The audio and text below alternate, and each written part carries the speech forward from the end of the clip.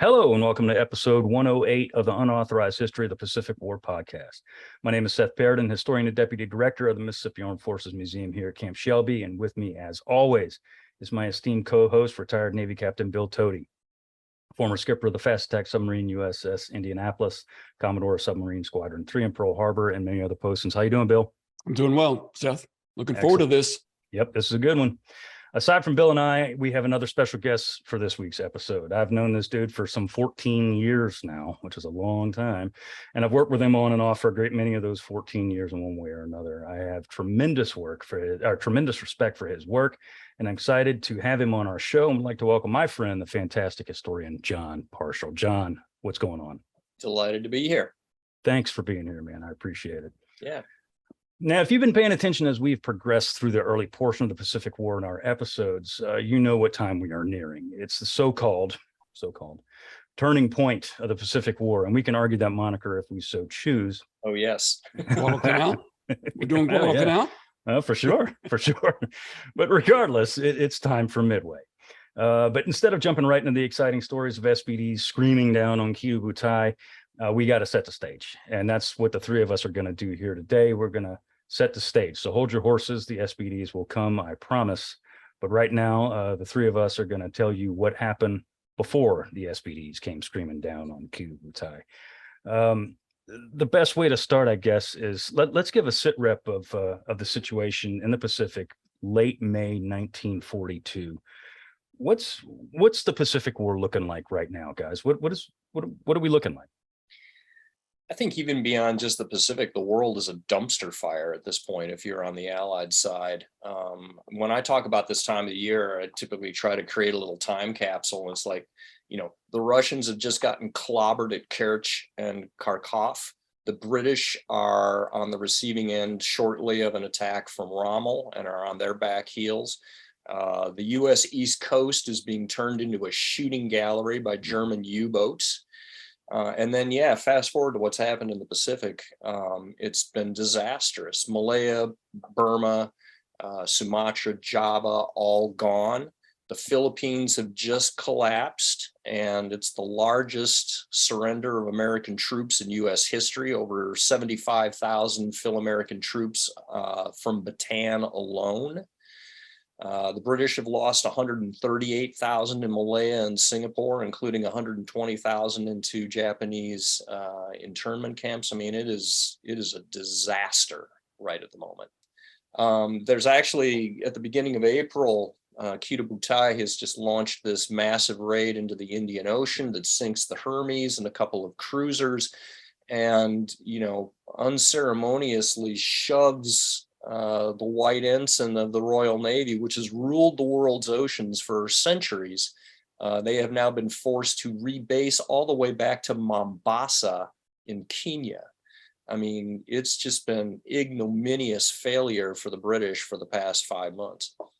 And the U.S. wasn't faring too much. Wasn't faring too better on our side either. I mean, we had launched the carrier raids in February and March, which we had an episode where we talked about that, and it was more propaganda. It was more morale building than anything else. I mean, it really didn't accomplish a whole hell of a lot, but there weren't any of those, cataclysmic, those tide turning battles that we're going to see here in the very near future.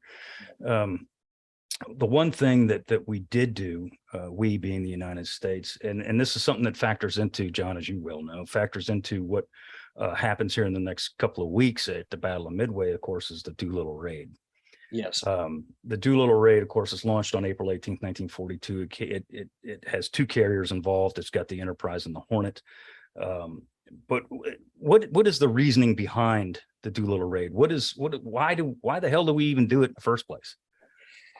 Yet another propaganda stunt, if you want to call it that, but certainly one that is seen as vital to American morale by FDR. We have to be able to demonstrate that we have some ability to strike back against the Japanese after this terrible run of the last 4 or 5 months in the war. So by using medium bombers from aircraft carriers, we can hit the Japanese, hopefully beyond their ability to hit back at us, and send a very visible message that, this thing ain't over yet. Right. And I I mean, point out that the concept was crafted by a submariner. I just needed to make that point. Fair deal. Yeah. anytime we can add a submariner to the story, we add a submariner Okay, to the story. Absolutely. keep doing that. Yeah. But only if it's true. All right. Okay. But we launched the Doolittle raid, and I mean, you said it exactly. It's nothing but a propaganda strike. Now, and it does achieve what it's designed to do, which is, particularly raise American morale. Yeah. We hit back at the Japanese. Not only do we hit back at the Japanese, we hit back at Tokyo, for crying out loud. Right. I mean, we go for the throat, and militarily, it really doesn't do anything to Right. the targets on the ground. I mean, it starts some fires. It does kill some people, which is obviously, what happens on most bombing raids, but it doesn't Damages the light carrier Ryuho on the ways. No, but from a Japanese morale standpoint, the effect was cataclysmic. Yamamoto was absolutely mortified that the emperor might have been in personal danger as a result of American bombers over Tokyo. He reportedly took to his cabin for a day and would not come out. So this is a pretty profound shock to the Japanese.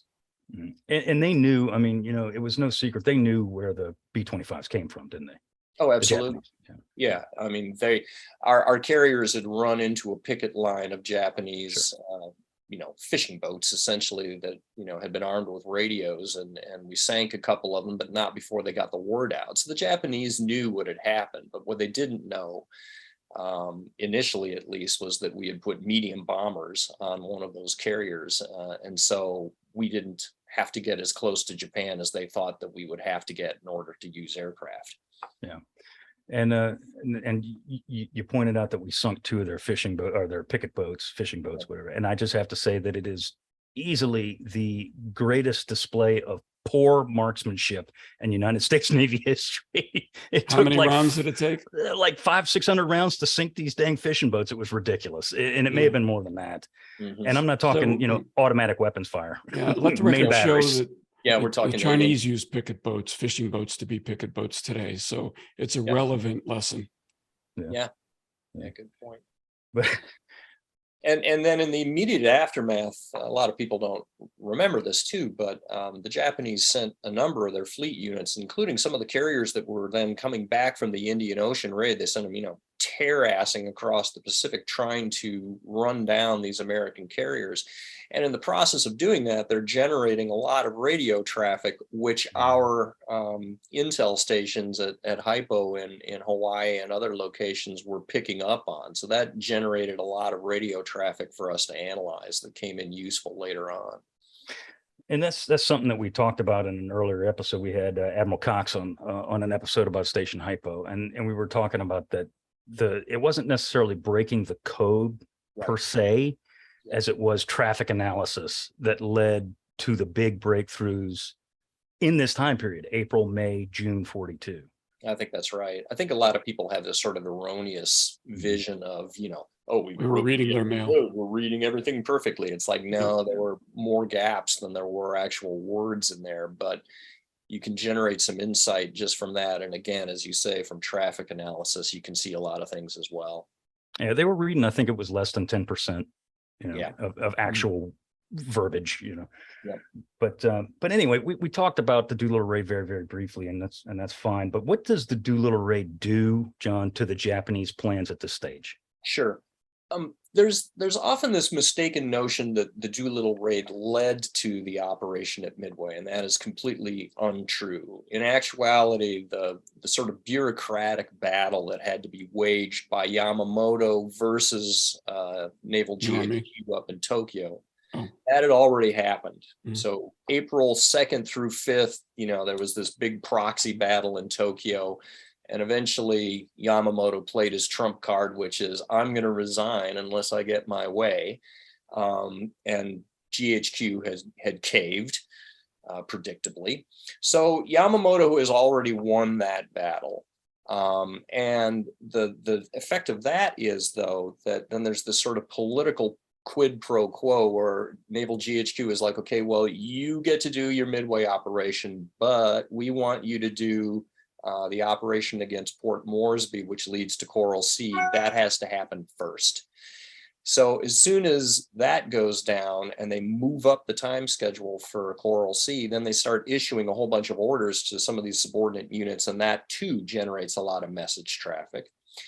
The other thing, though, that happens then with Doolittle raid happening about 2 weeks after that, the Army up to this point is like, we want nothing to do with this Midway operation. You know, you're going to go capture this stupid little atoll out in the middle of the Pacific. Have fun, boys, but we're not giving you any troops to do that. As soon as Doolittle goes down, though, all of a sudden the Army does a complete about face, and they're like, huh, yeah, it turns out that, you know, American aircraft carriers are actually kind of important. And so here is a regiment of ground troops who are now going to participate in the battle.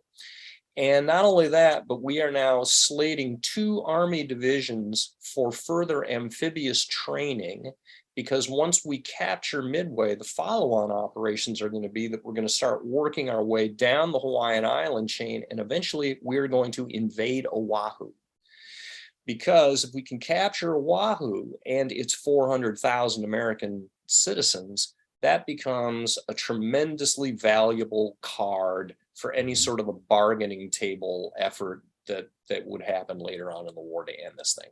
So all of the concern about an invasion of Hawaii was probably Legitimate. not founded until Doolittle. Yeah.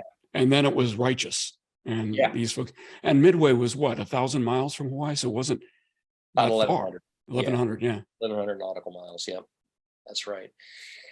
And you know, the site of the Midway battle is fairly cleverly conceived of by Yamamoto. He wants a place that is close enough to Pearl Harbor that it will elicit a reaction by the Americans, but he wants it to be far enough away that the organic air power on Oahu, which is pretty beefy at this point, cannot get directly involved in that battle itself. So that's one of the reasons he picks Midway. That said, Midway is not a terribly useful advanced anchorage for the Japanese. I mean, the place is the size of a postage stamp. You know, you can put maybe 100 airplanes on it with revetments, kind of.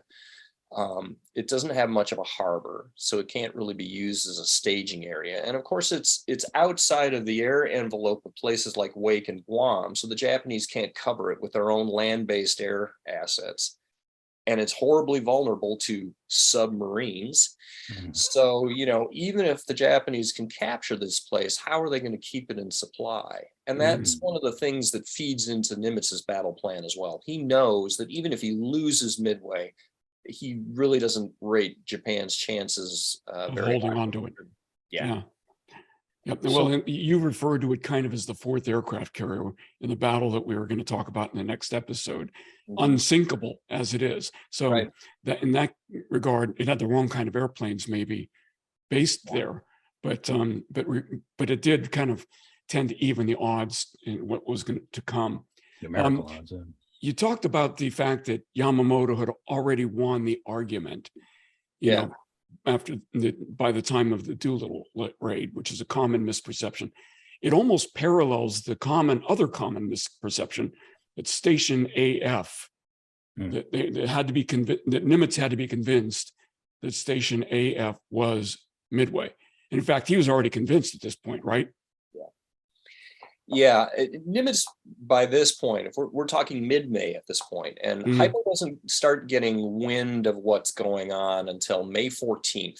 That's the initial set of messages that kind of pique people's interest at Hypo, that something looks like it's brewing and it's aimed at the Central Pacific.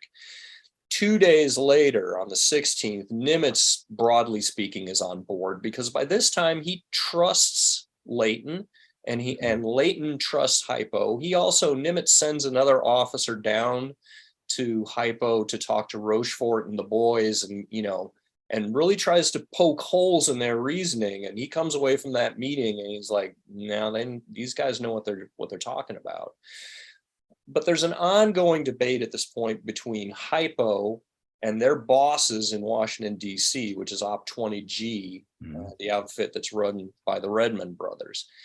And DC does not necessarily believe that AF stands for Midway. They are the ones that have to be convinced. Right. And so that is the reason for this famous, sleight of hand where we broadcast in plane from Midway that we're short of water. And then lo and behold, in the Japanese decrypts the very next day, there's a decrypt that says AF is short of water, bring along a water tanker. And even then, after that, that barely convinced Admiral King. Barely. Let Nimitz do what he wanted to do. Right. And there continues to be some real controversy. This is one of the things I talked about in this most recent Naval War College article that I just got published in the last month or so. If you look in the Gray Book, which is the running intelligence summary that was kept throughout the war. Yeah, Pack Fleet, kept by Captain Steele. You can see all the message traffic that's going back and forth between ComInch and Sync Pack, Nimitz and King, regarding what their intel estimates are. And consistently, DC is convinced that the Japanese are going to be bringing 5 aircraft carriers to the party. In other words, Zuikaku plus carrier divisions 1 and 2. Leighton and the boys in Hypo are like, no, it's only going to be 4 aircraft carriers. And that debate ping-pongs back and forth all the way up to the very eve of the battle. And Nimitz believed Leighton and Hypo. If he agreed with King, do you think he would have committed to engage at Midway? Yeah, it's clear. And this is actually something that John Lundstrom pointed out to me way back in 2006, 2007, and that I really didn't grok completely. But Nimitz was aggressive enough that even if Yorktown couldn't be patched up in time for this battle, he was going to do it. Willing to go up there with just 2 carriers, even though there was a possibility that the Japanese were bringing 5. Yeah. Wow. Think about that. Yeah, that's serious. Different. Yeah, that's serious gambler's risk right there. Yeah. Well, and we can get into the underlying reasoning that Nimitz goes through to accept those odds, but that gives you a sense for just how aggressive a commander Nimitz actually was. And this is sort of intriguing because for the first part of the war, up until about April, King has got some real worries, concerns. Yeah. He doesn't think Nimitz may be up to the task. He doesn't think that Nimitz is aggressive enough. He's a fixer. Yeah. That's what he referred to him as, a fixer, which was not a compliment. Not a compliment.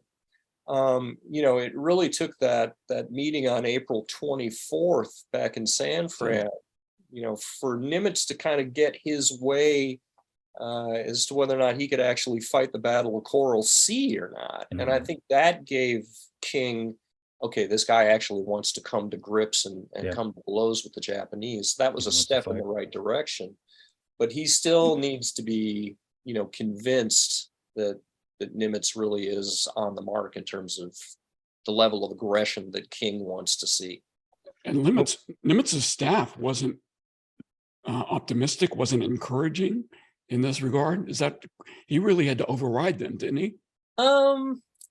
No, actually, I think by and large, yes, he was still going through some staff perturbations at this point, because of course he's inherited Kimmel's staff from the Pearl Harbor attack. Right. And I think at this point, one of Nimitz's real strengths is being able to figure out, what's the right billet to put this guy into. And so he's doing some rearranging of the deck chairs. And his experience at the Bureau of Navigation was very valuable in that regard. Right. He's a very good people guy, judge of people. Yeah. And one of the things that makes Nimitz such an admirable human being, I think, is his willingness to give people second chances, which is created had- because someone gave him a second chance early in After he his grounded career. Decatur. Yep. Right. When he puts his own ship up on a sandbar, he Mhm. could have been done at that point. And so, yeah, as we say, he's moving some of the deck chairs around, and some of the deck chairs, frankly, are going to go away. Mhm. But Rightfully so. by and large, he feels that he's got a pretty good staff. Yes, he has to drag some of them along a little bit with regards to the Midway battle plan, but by and large, he gets Including his deputy. Pye was still his deputy. at Yeah, this point. Pye was not super keen on this whole thing, but Pye was, yeah. Pye was a way bit out. timid, shall we Pye say? is one of the deck chairs that's going to get moved off the deck. Right. So, Mhm. Well, let's shift gears. We're talking about planning. What was the Japanese plan, as best you can, in a right. short amount of time? Yeah. What was the Japanese plan for the attack? What was Yamamoto's plan? And why the hell was it so damn complex? Well, complex planning is a characteristic that you see in Japanese battle planning throughout the war. You see it Mhm. again at Leyte. You see it all over the place. Guadalcanal.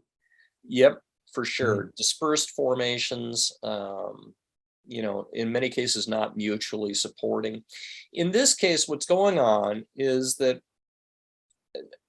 Yamamoto believes that the Americans are going to have to be coaxed out to battle. So I don't want to tip them off, just how many assets I'm bringing to this party. So I want to keep a lot of these formations kind of out of scouting distance until the time comes. I'm going to use my invasion force and the covering force for that invasion force, which contains a couple of fast battleships. That's going to be the bait. I'm going to trail their coats somewhere, to the southwest of Midway, and that's going to get the Americans to come out to play. We're going to hit Midway with our carrier force. We're going to put it out of business. We're going to invade it after about 2 days and quickly turn it into a forward air base. We're going to put a couple dozen zeros on it. During this time, the Americans will have sallied forth, and they're going to come to the party not only with their carriers, but also with their remaining slow battleships from Pearl as well. Mhm.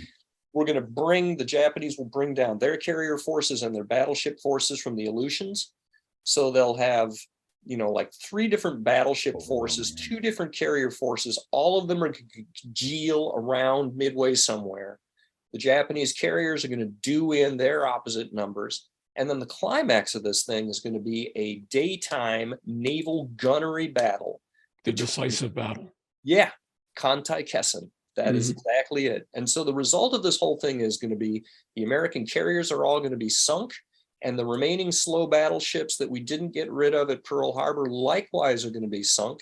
They're going to lose, 8 American capital ships in an afternoon, and they got to come to the table. Right. That's the reasoning behind all of this. That's the plan. That's the plan. So do you think at this stage, and then now I'm kind of jumping ahead, Yeah. and we'll say this is like, well, we're kind of in the same ballpark. We'll say mid to late May, say, May 15th, May 20th period. Do you think at this point that the Japanese still have a lack of respect for American naval aviation, considering what was done at Coral Sea? We did sink the Shoho. We put Shokaku, as you said one time, turned it into an A-frame. We put Shokaku out of action. We devastated Zuikaku's air group through various different ways. Do you think that they have a lack of respect for American naval aviators and the ability of our carriers and carrier groups to do damage and actually, make a difference? I think broadly speaking, yes. I think some of that is also based on their own discounting of Carrier Division 5, Shokaku and Zuikaku, which were the new kids on the block and did not have air groups that were rated as being as good as Carrier Divisions 1 and 2. And so they referred to them as the lesser sons of concubines in one sort of aside. So the fact that damage had been done to those 2 carriers, I think a lot of the guys that were in Carrier Divisions 1 and 2 are like, well, that. If those were real carriers, that wouldn't have happened. If we had been down there, it would have been a different outcome. I think at an institutional level, broadly speaking, the Japanese Navy felt that they were better than we were. And, the objective evidence, you look at battles like Java Sea, holy cow, they just destroyed us. Mm-hmm. The piece that's sort of interesting, though, is if you look at what Yamamoto thought at this point in time, you can find some quotes from him. He's like, these young fighter jocks, they think this is all going to be easy. I'm here to tell you that the second phase of operations is going to be a lot harder. And he has tremendous respect for the latent industrial power of the Americans. And so on Yamamoto's side, there's a real sense of urgency. We need to win this thing this year. If we can't do that, we're in big, big trouble. So that's the reason that he is so pushy about making sure that his battle plan gets shoved to the head of the line as near as he can make it. And that battle plan is so ambitious that it anticipates the utter destruction of all of America's remaining capital ships, so that shock value, he's aiming at our morale. Mm-hmm. That shock value will bring us to the bargaining table. He understands the center of gravity of a democracy. And it's the willingness of the public to support what's going on. Bingo. And he understands that because he spends considerable time in the United States. And that was something he actually said, as opposed to, I'm afraid we woke a sleeping giant, which he never said. He never said. Right. Yeah. Great line, but never said. Yeah, great line. Great script writer. And just to sort of fast forward ahead to, this is around the July 1942 timeframe. So we've won the Battle of Midway now, right? 3 weeks after Midway gets won, there's an editorial that comes out in the New York Times that basically calls for FDR to relinquish his role as commander-in-chief of the armed forces and turn that over to a military man. Mm-hmm. There is another editorial around the same time that says that, okay, well, even if we won at Midway, the Japanese are going to be back in an even greater strength the second time around. So we, from 80 years removed, look back at Midway and we're like, decisive battle, game changer. And the Americans at the time did not feel that way at all. Yeah. Because did MacArthur write that article in the New York Times? Right. But again, you have to place Midway within this broader context of Allied disaster worldwide, that winning one battle doesn't necessarily pretend that your team is going on to victory. So anyway, wind it back to May. Nope. Yamamoto is going after our morale. That's what's happening here. Mm-hmm. And our ability to do anything at all, and respond to anything that would go on further from there. Right. Now we talk about our ability to respond, and that's a perfect segue into our United States' preparations for the Battle of Midway.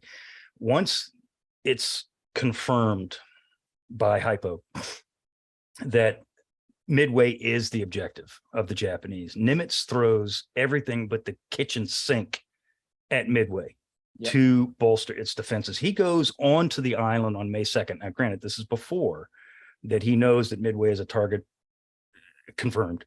And he asks Lieutenant Colonel Shannon and Commander Samard, he says, what's going on? What do you need? What's happening? And they basically give him a laundry list about as long as my leg of things that they need. Yep. And Nimitz says, well, if I can get these things for you, could you hold this place against an amphibious assault? And both of them immediately, without hesitation, say, yes, sir, we can. Yep. So Nimitz says, all right. And he calls their bluff, essentially. But, he's no fool. He starts sending everything out there. And if you look at the list of things that he sends out there, it's literally everything he could get his fingers on. Yep. And I mean, so before he sends anything, they got the 3rd and the 6th Defense Battalion on Midway, Marines. Yep. And they got a few airplanes, and that's about it. There's not a whole hell of a lot PB-wise, but the list of things. Navy airplanes, right? And Navy Marine airplanes. So, yeah. Mm-hmm. But the list of things he sends out there is astonishing. It goes, he sends, which I think is pretty cool. He sends C Company of the 2nd Raider Battalion out there, which is, I remember talking to some guys who were aviators on Midway Island, Marines, and they said, they knew something was up Really? When the Raiders showed When up. the Raiders showed up, they're like, "Oh crap, Oh, this might man. not be good." Better load that gun. Yeah. Yeah. He said, Leon Williamson, a pilot from VMSB 241, said, "When I saw these guys come aboard the island and they were armed to the teeth, I said, we might be in store for a bad couple of days." Yeah, right. But they send the Raiders. They send 16 PBY Catalinas out there for scouts. 20, and this is kind of sad here, 27 fighters. And there's, I don't have the exact breakdown, but it's F4S and F2A Brewster Buffaloes, which are, Not You great. know, museum I think pieces. the Buffalo gets a bad rap. It really Is that wasn't. right? It, the Finns used it to pretty good effect up on the Eastern Front. We've gotten into debates on this in another group that I belong to with a guy who has done a lot of aeronautical engineering. He is just like, a lot of what's going on with the Brewster is that people weren't using it right. They didn't, I don't care what plane you fly. You can fly a Corsair, and if you fly it incorrectly against a zero, it will shoot you down. So You're not going to say that about the Devastator, though, I bet. yeah, well, that's fair. That's but different. Yeah. Anyway, Yeah. I digress. So aside from the 27 fighters, he sends 37 dive bombers from VMSB 241, as I was saying. It's 19 SBDs, 12 SB2U Vindicators, or as the Marines called it, wind indicators. If you look at footage that John Ford's shot there on Midway when the wind indicators are taken off, you see a lot of them have this white tape on them. If you ever notice, it's not paint, that's surgical tape. 6 TBF Avengers from VT8, detached is what they're called. 4 B-26 Marauders armed with torpedoes from the 38th Bomb Group and the 22nd Bomb Group. And of course, And had they ever dropped torpedoes before? No. These poor guys. I mean, you think about it. Yeah, you're an Army aviator. You get up to this godforsaken sand speck, and they're like, "Here's some torpedoes. We're going to slap these on your belly too." And you got to go really low and really slow to deliver them. Okay.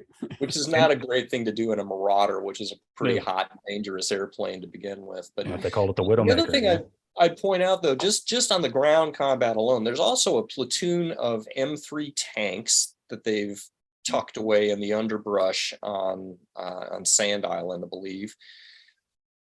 I just don't see any way that the Japanese were going to be able to invade this place successfully. I mean, the Marines have got barbed wire down to the waterline. The beaches have thousands of IEDs that they've been cooking up and putting out there.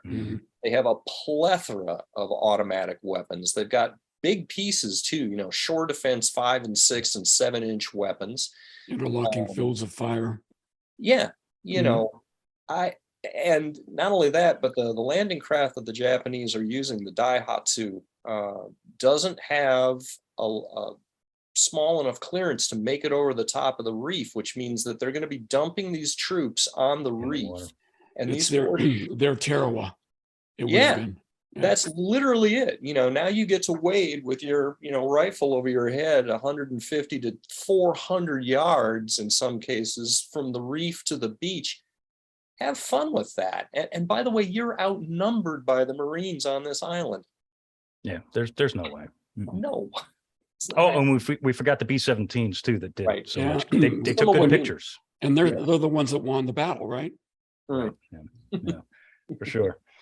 But while the defenses on Midway, and I'm talking air defenses now, not the gyrenes on the ground, but the air defenses, while on paper they look strong, and we can all comment on this one, in reality, they really weren't that strong. If you really look at in terms of effectiveness, combat experience, which for these guys was effectively nil. And then again, I'm talking about the aviators on the island itself, the Marines and the Army Air Forces crews and the Navy personnel too. You got a brand new airplane in the Avenger, which had literally never been flown in combat before, ever, until June 4th. Flown by people who had never heard a shot fired in anger. You got B-17s that had proven already that they could not hit the broadside of a barn from inside the barn. Although that's still under debate. If you go into the gray book and actually look at some of the message traffic that's coming back from MacArthur. Uh-huh. It was generated by Coral Sea. This is one of the things I looked at for this article. Yeah, I think there was starting to be some raised eyebrows within SyncPack HQ as to whether or not the B-17 was effective in this role, but it really was not decisively known at this point that it was not in it. Okay, So fair they enough. believed Fair it enough. might have been effective, but in fact it wasn't.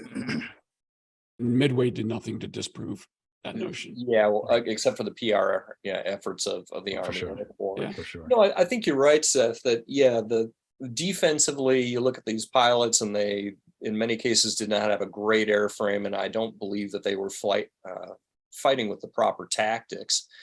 Offensively, yeah, you've got this polyglot pickup force, B-26s that couldn't probably tell one end of a torpedo from the other. The TBF is going to go on to be a great plane, but yeah, sure, this is its combat debut, and they don't know what they're up against in terms of the Japanese Combat Air Patrol. I remember having a conversation with Harry Ferrier, who was one of the two surviving crewmen from that flight, and he was a 17-year-old kid at that point, and he was like, we had a great plane. We thought we were going to do great things in this battle, and when he came back from that mission, I mean, he was a changed human. So, yeah. Anyway. Harry was he was a young kid. I can't remember the name of the radio operator who was killed. Yeah, but Bert Ernest was his pilot. And I mean, if you look at pictures of that airplane, shot to pieces, it looks like Swiss cheese. Just blown to pieces. Yeah. Anyway, it's we can get into that next episode. But oh, for sure, absolutely. But we can't. We got to talk about leadership. We're going to go back on something else. Well, I was just going to say, I was going to say that the aces up Nimitz sleeve are the carriers, of course. Yeah. It's Enterprise, Hornet, and Yorktown. Yeah. And Yorktown, although patched together, right? It wasn't really. And I got to tell you, I spent a lot of time in Pearl Harbor Naval Shipyard, and they're still proud that they got that aircraft carrier out as quickly as they did. But all they really did was patch up the hole so it wouldn't sink. Yeah. The internal systems weren't repaired at all. Yeah, and that was the best they could do. And that's the best. That's not nothing, right? That's wonderful. No, that's not nothing at all. Yeah, and you have to understand that during this whole time, okay, so Nimitz gets the word on the 14th that he's going to have a battle on his hands. By the 16th, he's getting busy on cooking up this battle plan. He does not know if Yorktown is going to be repairable. In fact, he does not know that until May 27th. She gets in the yard, yeah. When she comes back in, and they don't actually put her into the dry dock until the following morning on the 28th. So the first indication that he gets is that Yorktown docks. Fletcher comes down the brow of the ship, thinks he's going to go to the O Club and get a well-deserved drink, and is met by Nimitz's staff officer. He's just like, get in the car. I got to take you to the old man's, headquarters. We got stuff we got to talk about. And in the one-on-one conversation between Fletcher and Nimitz, Fletcher gives him enough indications like, yeah, I think we can probably patch this thing up, that when Spruance sticks his head in later in that conversation, Nimitz is able to say, it looks like Yorktown will be coming along. But he's created his battle plan in such a way that if it comes out that I only have 2 carriers, that's still what we're going to go up to Midway with. But that realization has important effects on the battle plan itself and the role of point luck, which we can talk about now or later or whatever you want. Well, yeah, let's hit on it real quick. The role of point luck, that's the famous rendezvous, aptly named, as they say in the movie, blah blah blah. Rendezvous off of Midway. And so point luck is off to the northeast of Midway. And that's where the American carriers are going to be located to begin the battle. And one thing that has not been properly understood, I don't think, in the previous 80 years regarding this battle, is its distance placement and how it affected that battle plan. If you look at where Point Luck is located in relation to where the Japanese were anticipated to show up, it's 360 nautical miles away. Okay, that's a long way. It is well outside the strike range of your torpedo planes. Was about 175 miles. The dive bombers could reach out to 225. But the bottom line is that if you're going to get your carriers within strike distance, you're going to have to steam about 180 nautical miles to make a launch point. So think about that. If we get good intelligence from, say, our submarines that, hey, things are going great, come on down, the earliest that those carriers could have arrived would have been mid-afternoon, which would have meant maybe one strike tops. And if it gets too late, you're looking at a nighttime recovery. There's no way that Fletcher is going to want to do something like that. So the original placement of point luck, in essence, creates what is going to be a multi-day battle, wherein day one is devoted to the attritional attacks from the Midway aircraft and the submarines, trying to whittle the Japanese down to size. And then, and only then, if they have been successful, will the carrier commanders, and probably Nimitz, make a go, no-go decision as to whether or not to commit the American carriers and bring them into position to close. Yep. Yeah. And that disemplacement likewise gives those carrier commanders, if things are not going well, they can bug out. You're outside Japanese scouting range. They won't even know you're there. Get out. Leave the defensive Midway to the Marines. That's what they're there for. And that go, no-go decision would occur before Yorktown showed up, once he knew Yorktown could be repaired, right? And so that's what ends up happening. Just to fast forward again, we've still got this ongoing debate between Hypo and Op-20G. Is Zuikaku coming to the party or not? And that goes on until May 31st. Yorktown is now sallied forth at this point. Hypo finally realizes and is able to categorically prove, no, some of Zuikaku's aviators have been attached to the carriers that are going up to the Aleutians. So there's no way that Zuikaku's coming to the party. June 2nd, Yorktown shows up at Point Luck. And that very afternoon, Nimitz issues a new order to, it's not even an order. He sends a radio message to Fletcher wherein it is suggested that a position further to the west would be more advantageous for the carriers. What's going on is Nimitz is like, okay, I know Zuikaku's not showing up. It's going to be 4 Japanese carriers for sure. I now have 3 carriers on station. I'm willing to now dial the riskometer up a few notches. So he suggests to Fletcher that Fletcher move to the west, and Fletcher, being nobody's fool, understands that suggestions from 4-star admirals carry a fair amount of weight. And that very night, he moves his force 175 nautical miles to the west. That puts them in the position that they are going to be in during the historical battle, which is much closer to where the Japanese are anticipated to show up. And that in turn compresses this battle down into a single day affair. Yeah, really just 8 hours. So of course, really, not even then. If we can dial it back, this to leadership issue again, the Hornet and Enterprise are of course part of Halsey's command. Halsey has shingles, so he can't show up. He ends up going to Norfolk, I think, for treatment, and he recommends that Spruance be placed in charge of that element. But Spruance isn't in overall command. It's Fletcher in the Yorktown who's going to be late to the party. I mean, how was this kind of calculated in Nimitz's mind? I think from King's perspective, he has some real doubts about Fletcher, but Nimitz, again, is the kind of guy who gives people the benefit of the doubt. And he's not happy with the way things went down at Coral Sea. I mean, he's very clear in the Gray Book that losing Lexington for Shoho, that is not a rate of exchange that we want to see going forward. And he lets calculated risk. Yeah, calculated risk, which is, this famous principle that he issues in the letter of instruction that he gives to both Fletcher and Spruance.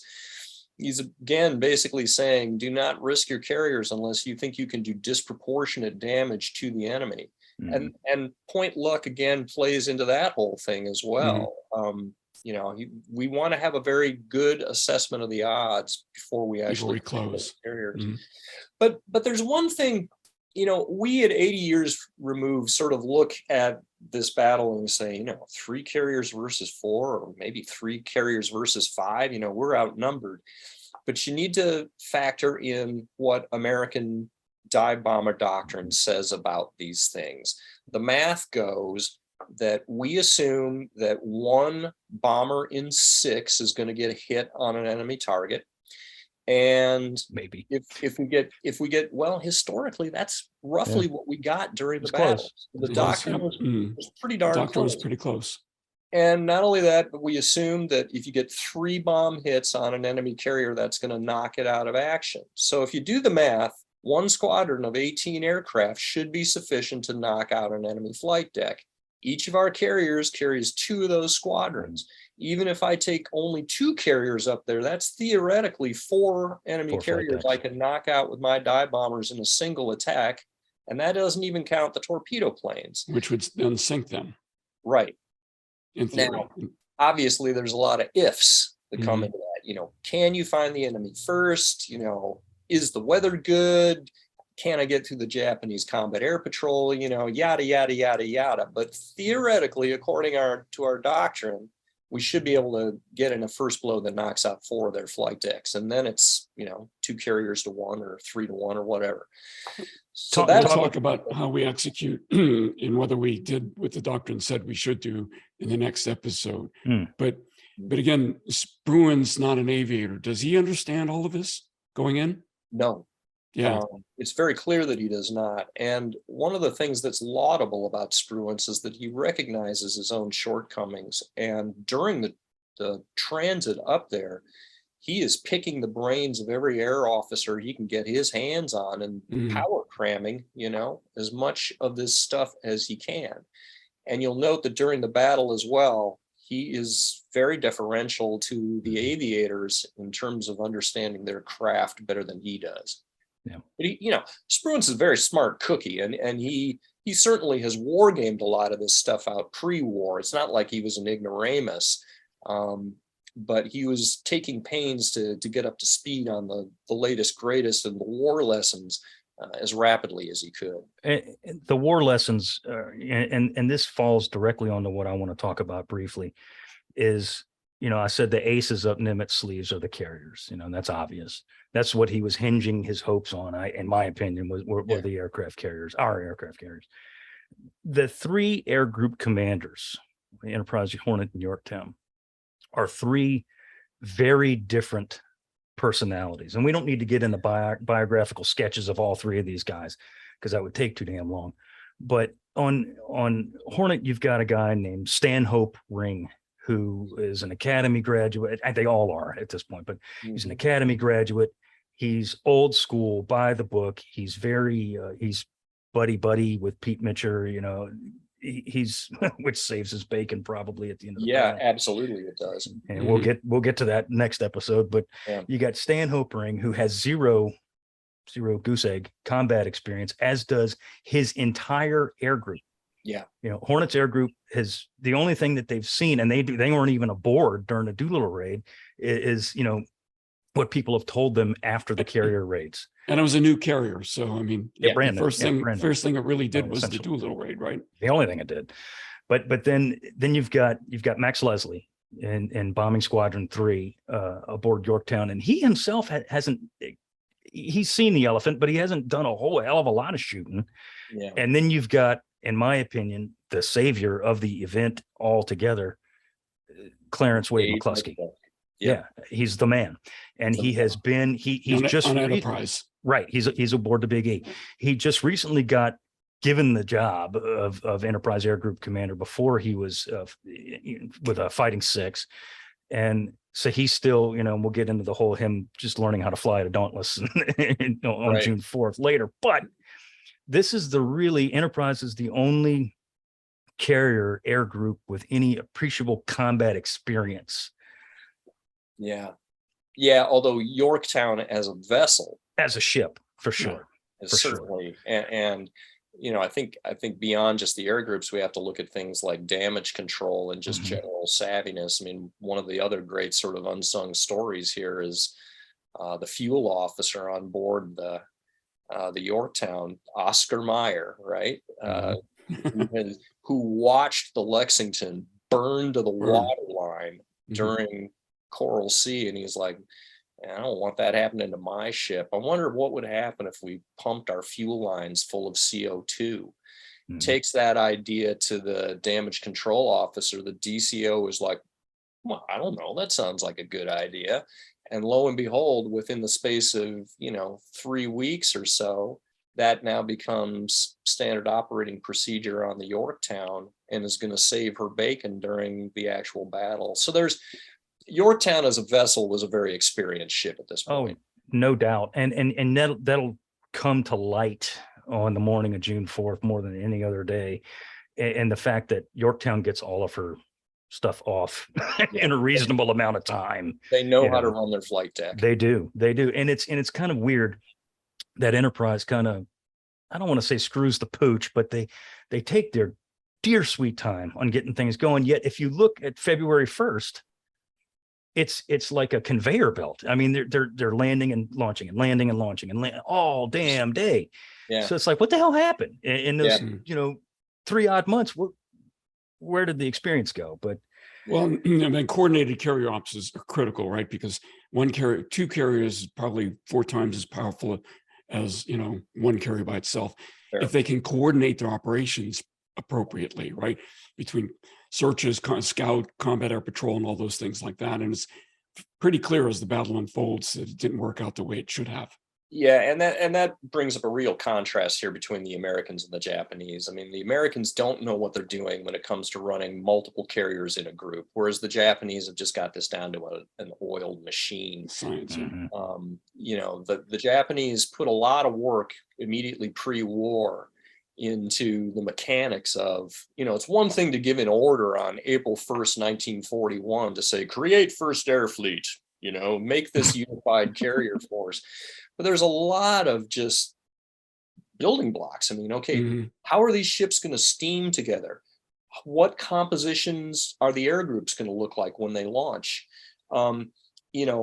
Once they get up in the air, are we going to have 4 separate formations of aircraft? Are they going to be unified? How are we going to command and control these things? Because the carrier skippers on the Japan side, they were all used to running their own air ops. And so during the workup towards Pearl Harbor, people like Genda and Fuchida are having to ram these very unpleasant things down the throats of a lot of these carrier skippers that know there's going to be one guy in the air running all of this stuff, and it's going to be Fuchida. So by the time that you get to Midway, they've got this whole thing down. Every Japanese carrier has got 2 squadrons, one of dive bombers, one of torpedo planes. They operate in division-sized packets. So if I'm bringing 4 carriers to the party, I know that my initial strike is going to be one division is going to contribute its squadrons of torpedo planes. The other is going to be kicking in the dive bombers. We're going to put packets of fighters with each of them. We're going to put them up in the air. They're all going to be in one cohesive strike group. I mean, it's really, really impressive what they can do with their air operations. Well, if you look at Coral Sea alone and you look at the attack on Lexington and Yorktown for that matter, it's beautifully coordinated. Yep. Whereas ours at Coral Sea, scattershot. It was scattershot, and it was frankly, it was a lot of luck too that they arrived at the same time. We'll talk about the almighty luck on June 4th, but still, there's a lot of luck at Coral Sea, and it just kind of happened. Whereas at Coral Sea for the Japanese, it was perfect. It was like a ballet. It was perfectly executed down to the T, everything. Hey, John, one thing that's not covered widely is submarines were supposed to play a big role in this battle. I literally just wanted to talk about that very thing because, of course, Nimitz is a submariner, and he's placing great stock in what his submarines can do. He's got a dozen fleet boats that are, scattered in an arc off to the. They were going to do both scouting and attrition missions. Absolutely. But there are a number of problems that are kind of working against the American submarines at this point. A lot of their doctrine says that they should be attacking strictly from underwater using sonar bearings. It's very non-aggressive way of coming to grips. If you look at the patrol sectors of the boats, I would argue that those patrol sectors are over large because the Japanese are going to be coming in a group that's going to be basically cleaving a line through your patrol sectors. How do you coordinate those boats to actually bring them in onto an approach vector and get them to attack the target? Yep. The Americans We didn't have the command and control to do that. bingo, don't have it, And and we- don't have the doctrine. And the sonars only had a range of detecting these very, very noisy ships at about 10,000 yards, 5 miles. Right. So if they didn't steam within 5 miles of you, you'd never hear them. Yeah. So you needed to see them. Right. And of course, with the height of eye, if you're going to stay at periscope depth, worried about getting counter detected, you've got a visual detection range of maybe 18,000 yards, 9 miles. Right. So, and we didn't have any of the late war innovations that we came up with, operating in groups of 3 or 4, doing, our own version of wolf pack attacks. right. None of that stuff exists.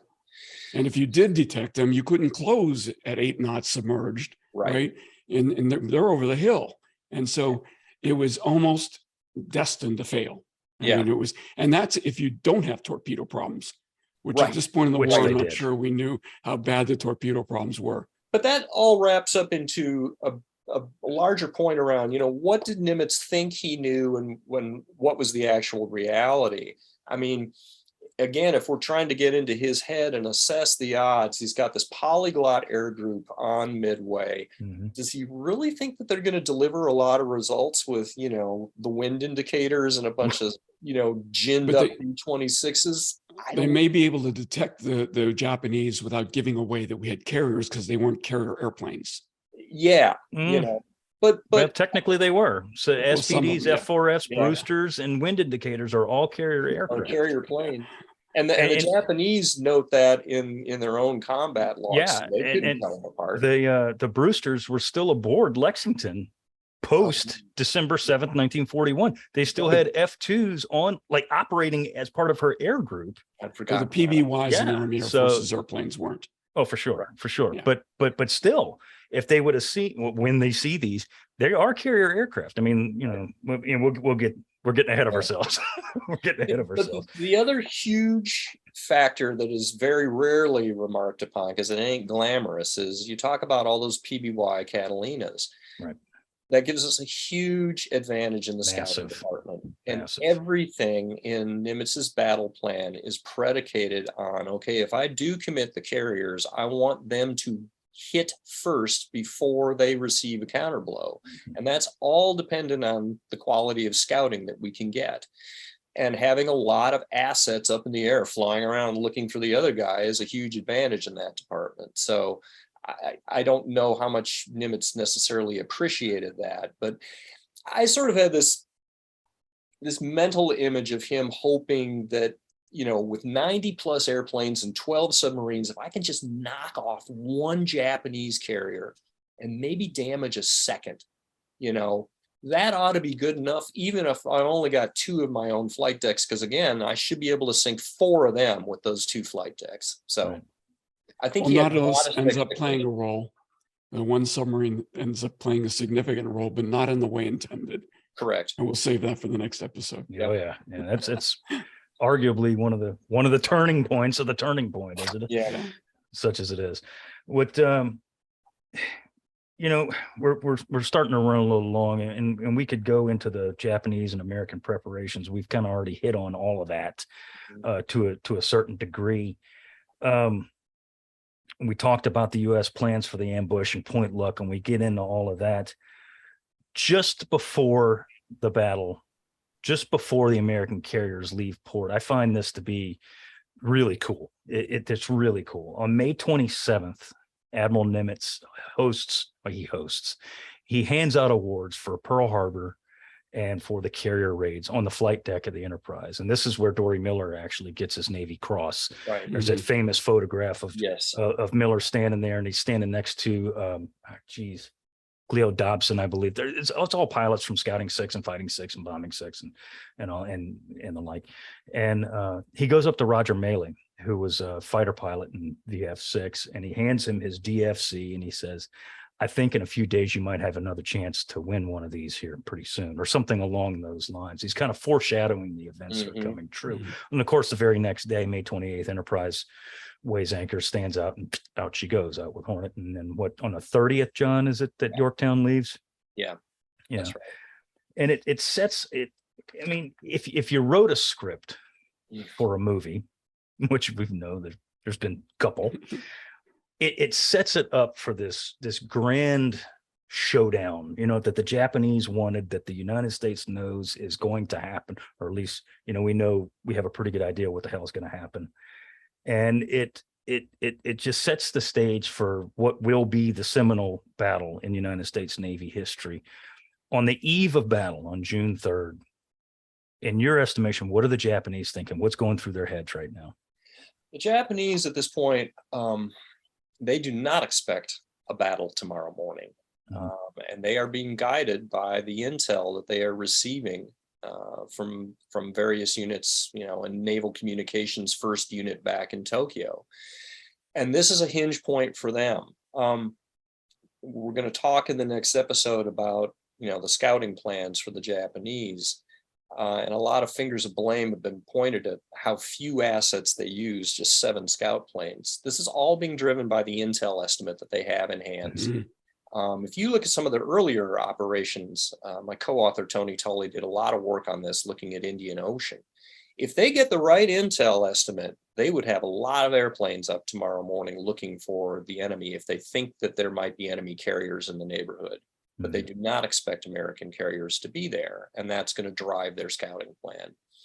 I think, too, just from the standpoint of the experience level within the Japanese forces, extremely high, and they are very confident that they know what they are doing and that they can come to grips with anything that the Americans might throw against them. Again, from what they'd been told of what happened down in Coral Sea, they sank both Lexington and Yorktown. The Americans at worst should only have 2 aircraft carriers to oppose them, and we're bringing our 4 best.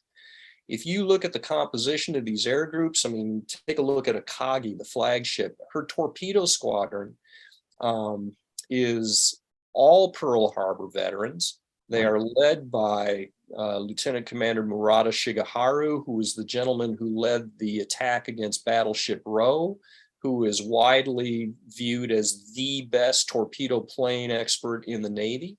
Over on Soryu, you've got Commander Agusa, who's the best dive bomber pilot in the Navy. I mean, these guys are really, really good. And they think that, they have the measure of anything the Americans can throw against them. And I think that's probably pretty damn accurate too, because I mean, they have the skins on the wall. Right. They've got a lot of skins on the wall, and I mean, really, the only, as I said earlier, the only combat air group or aircraft carrier air group that we're sending to the battle that has any experience is Enterprise. So one of 3, against these 4, it really is heavily weighed in the Japanese favor. It really is, in terms of experience and skill. Yeah, although one of the things that Tony and I invade against in our book is the calculation of the odds by the Americans. The 2 most famous books on Midway, Miracle at Midway and Incredible Victory, sort of paint this picture of, oh my God. It's a miracle. Yeah, it's a miracle. It took a literal act of God for the Americans to win against the overwhelming odds that they were up against. But if you look at the actual forces that are going to be in contact tomorrow morning on 4 June, it is the Japanese that have fewer warships and fewer aircraft. Then those are the tangible, and then there's the intangibles that counterweigh it, right? Sure, and then we can start getting nuanced and taking again a look at the experience level of the aviators and the quality of the aircraft. Do you want to be in a Brewster versus a Zero? I know which plane I want to be in. But nevertheless, it was a much more evenly matched contest at the tip of the spear than a lot of the previous American accounts of the battle have given it credit for. That's where your book, Shattered Sword, really starts to highlight a lot of certainly what we tried to do. The mythology. Yeah. Right. Well, it's the Bible. I mean, Shattered Sword is the Midway Bible as of today. Maybe on the Japanese side, although I think there's still a lot of quality stuff on the American side that if you really want to have a comprehensive view of the battle, you got to read more than just my book. Just being humble here. So talk to me about what's going on the American carriers. Yeah. So I knew, from having worked at the World War II Museum for 15 years, I knew a lot of Midway aviators, and this is pilots and gunners and you name it. And I interviewed 36 of them in my time there. And you always try to set the stage when you're doing an oral history and you're doing interviews. You're trying to, build the excitement, if you will. And I remember them all, every single one of them, saying the exact same types of things, but just with different twists. The guys on the island, like Bill Brooks. Bill Brooks was VMF 221. He flew one of those Brewster Buffaloes. He very, very, by the skin of his teeth, survived that event. I remember asking him this, what'd you think the night before? What, because they knew that something was in the works, as I said earlier, when they saw the, because by the time we get to sundown on the 3rd, let's remember that the Japanese invasion force has now been sighted. There's attacked. So yeah, the Japanese are clearly on their way. Anyone who's on Midway understands we are going to be invaded. Absolutely. Absolutely. So they knew a fight was on their hands. I asked Bill Brooks, I said, what'd you think? And he's flat out told me, he says, I didn't think I was going to live to see another day. He said, because he knew what he was flying. You talk, the Brewster in the right hands. And admittedly, Bill hadn't seen combat to that point, but he knew it was not a good airplane. Yeah. He knew it was not a good airplane. And he had serious doubts as to whether or not he was going to see another sunset. He really did. He firmly believed that he was not going to live. And we'll get into his story in our next episode. And then you got guys like Leon Williamson, who flew one of the wind indicators, in VMSB 241. He was indifferent to the whole thing. He was like, well, this is my job. This is what I got to do. I'm flying a piece of crap, but it is what it is. This is the hand I've been dealt. I'm going to do what I can. Right. So, you get this total difference of opinion. You got these guys and the same things on the carriers too. You got your torpedo crews who knew that their airplanes were garbage.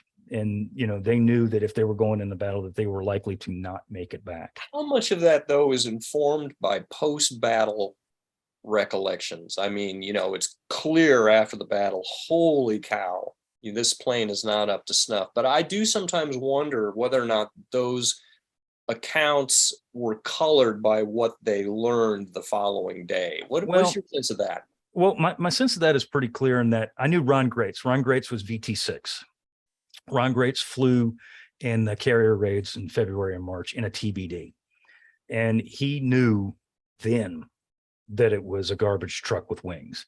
It was slow. It was not maneuverable. It was just this obsolete beast. And if you look at the plane, first of all, it's tremendous, and it's slow, and it's just a big, slow target. He knew then that it was a beast. Now, granted, admittedly, he did not fly on the 4th of June. He flew on the 6th of June, the last TBD attack of the war. But he knew going to bed that night, he's on Enterprise again with VT6. He knew going to bed that night that it's like, man, if we go up tomorrow, we're going to be slaughtered. And he was well aware.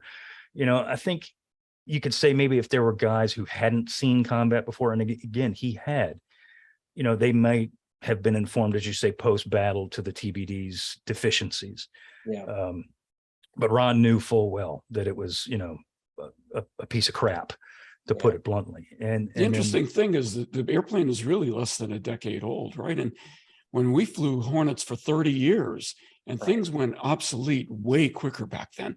Yeah. And that's counterintuitive because we think technology is moving faster now.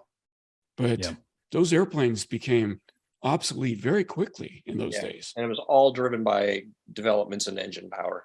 Right. It's all the power plant, pretty much. Yeah, it was just a slow beast, not maneuverable, just slower than hell. And then, you get talking about carrier pilots or carrier air crew. Two of the guys that we'll talk about in the next episode heavily. One of them was and we've already talked about this gentleman. One was Dusty Cleese. Jack Cleese, Dusty, as his friends called him. Dusty was a Scouting 6 SBD pilot. He was a veteran of Pearl Harbor. Frankly, he flew into Pearl Harbor later in that afternoon. But, he flew all the carrier raids. He'd already scored a hit on a Japanese cruiser and one of the carrier raids.